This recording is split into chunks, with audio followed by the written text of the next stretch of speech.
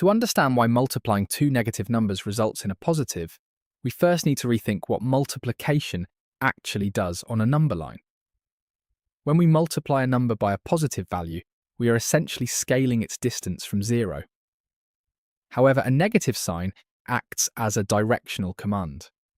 It tells us to flip our orientation to the opposite side of the number line. Think of it as a 180-degree turn. If you start facing the positive direction and multiply by a negative, you turn to face the negative side. But what happens if you are already facing the negative side and you encounter another negative sign? That second negative sign acts as another command to flip your direction. Turning 180 degrees twice brings you right back to where you started, facing the positive direction. Another way to see this logic is by looking at the patterns and sequences that govern our number system. Let's look at a decreasing pattern using the number -3. 3 times -3 is -9. 2 times -3 is -6. 1 times -3 is -3. Notice that every time we decrease the multiplier by 1, the result actually increases by 3. Following this logic, 0 times -3 is 0. Now, if we continue the pattern and decrease the multiplier once more to -1, the result must continue to increase by 3. Therefore, -1 times -3 must be +3. If it were anything else, the consistent, predictable flow of mathematics would break down. For a more formal explanation, we can look at the distributive property, which is a fundamental rule of algebra. Imagine the expression -1 multiplied by the sum of 1 and -1.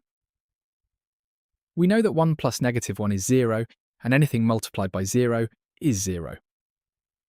But if we distribute that -1 to both terms inside the parentheses, we get a different view.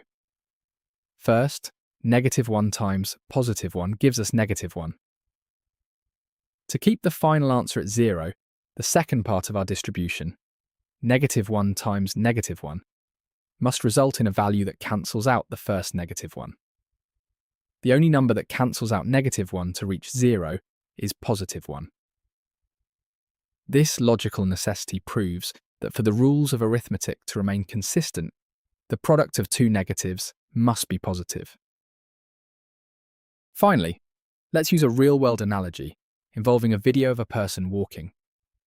Imagine walking forward is a positive direction and walking backward is a negative direction. Now imagine the passage of time. Playing a video normally is positive time, while playing it in reverse is negative time. If you film someone walking backward, a negative action, and then play that video in reverse, a negative time shift, what does the viewer see? Because you are reversing a reversal, the person on the screen appears to be moving forward in a positive direction. This double negative in the physical world perfectly mirrors the mathematical reality. When you negate a negation, you are left with a positive result.